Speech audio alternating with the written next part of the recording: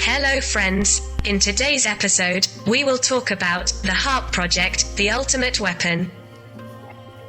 The Pentagon's secret system, called HAARP, is capable of triggering massive changes in the Earth's atmosphere. More and more voices claim that the HAARP system is an extremely dangerous weapon, which can cause unimaginable disasters. The Pentagon project, called HAARP, High Frequency Active Auroral Research Program, can send more than 1 billion watts of radio waves into the ionosphere. But what kind of software does he use? And where are the so-called communications and surveillance targets? The HAARP research station near Gakona, Alaska, is believed to be analyzing the ionosphere, developing technologies to improve radio communications and for surveillance purposes. But the HAARP station has recently been blamed for a series of horrific events, including natural disasters such as earthquakes or the mass death of birds. A Russian military newspaper wrote that these tests in the ionosphere could trigger a cascade of electrons, which would cause the reversal of the Earth's magnetic poles. Hearings were held in the European Parliament and in the Alaska State Legislature, citing environmental issues. Nick Begich, author of Angels Can't Play with HAARP, said the program could trigger earthquakes and transform the atmosphere so that the sky burns.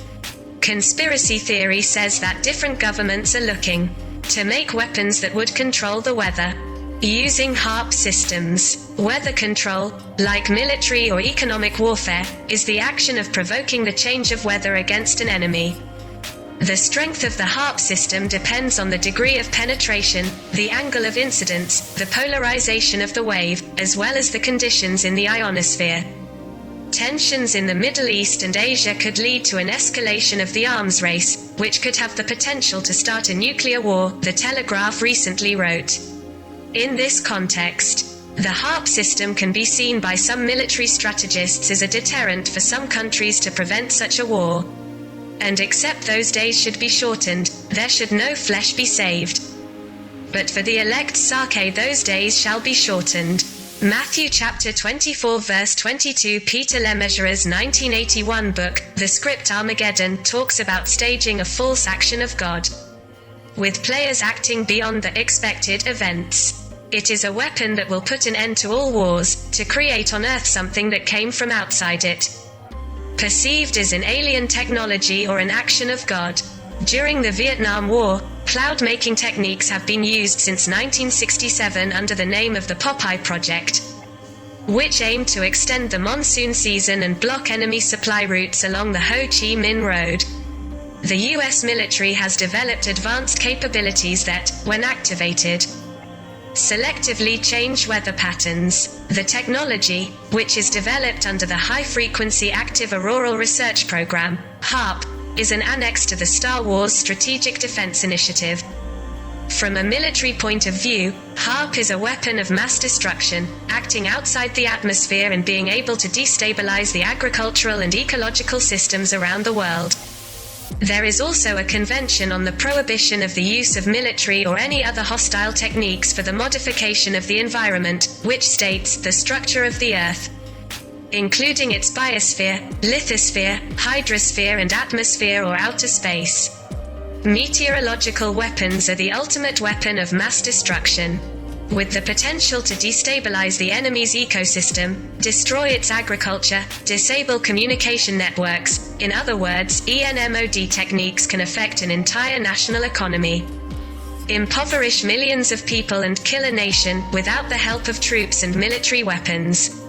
In this article, Professor Michel Chosudowski wants to resume the debate on the dangers of meteorological weapons of war and hopes that it will help broaden the goal of world peace that requires the tireless disarmament of the US NATO military apparatus. Significant expansion of America's meteorological warfare arsenal, which is a priority for the Department of Defense, is neither a topic to be debated nor discussed. While environmentalists blame the Bush administration for failing to sign the Kyoto Protocol, the issue of weather war, especially weather manipulation for military use, is never mentioned.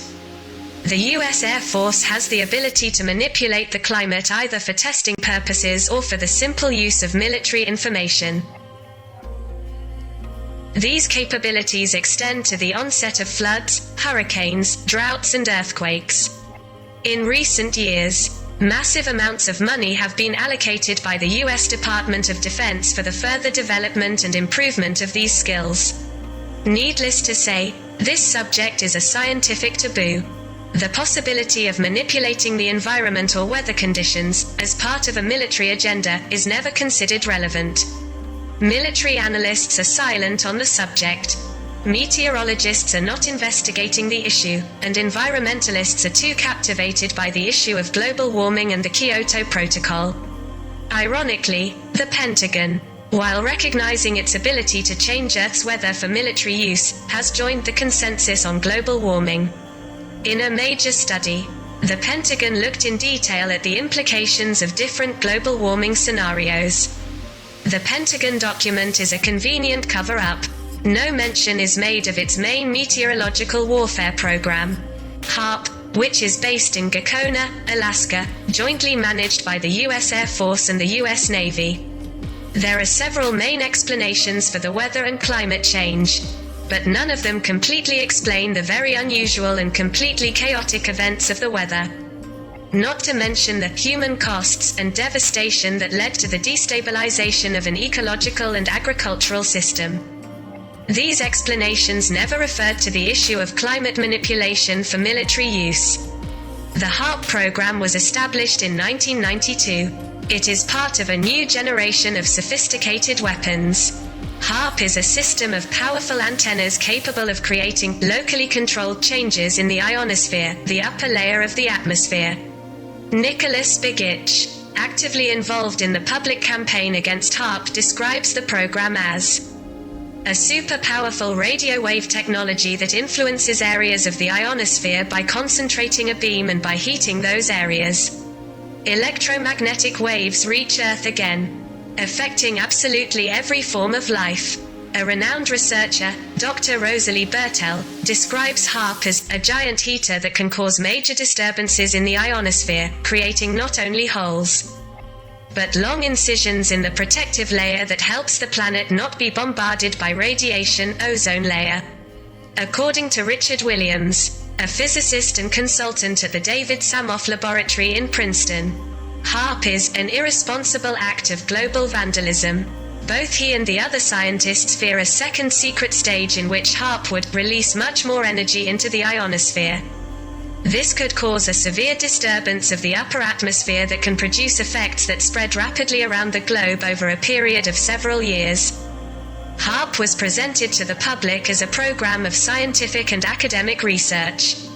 However, U.S. military documents seem to suggest that the main goal is to exploit the ionosphere for Department of Defense purposes. HAARP has the ability to trigger power outages and disrupt the power system of entire regions. An analysis of the statements issued by the U.S. Air Force indicates something inconceivable: the covert manipulation of weather patterns. Communication systems and electricity as a weapon of global war, put at the service of the idea of domination of some regions of the world. HAARP began operating in the early 1990s.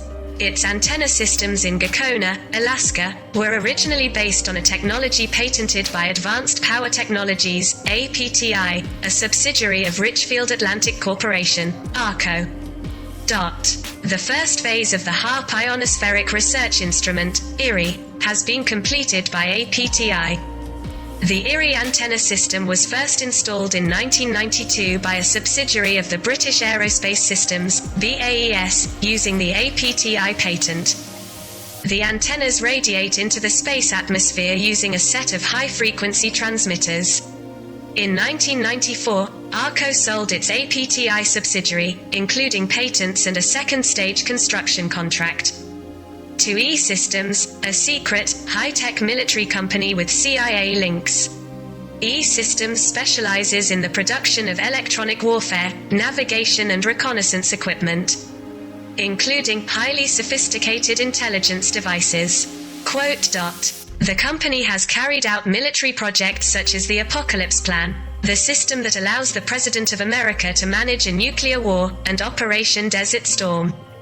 By acquiring the APTI subsidiary, E-Systems obtained strategic weather warfare technology and patent rights.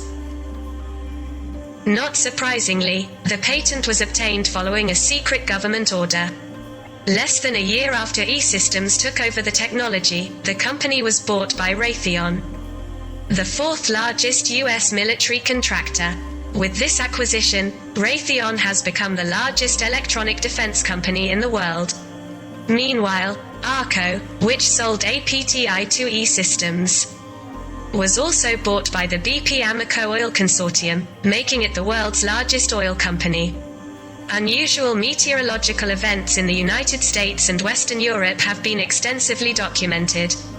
However, what the media has not pointed out is the number of dramatic and unusual climate changes that have taken place in recent years in countries that are identified as possible targets of Western powers. For example, meteorological patterns in North Korea have been marked since the mid-1990s by a succession of droughts, followed by floods. The result was the destruction of an entire agricultural system.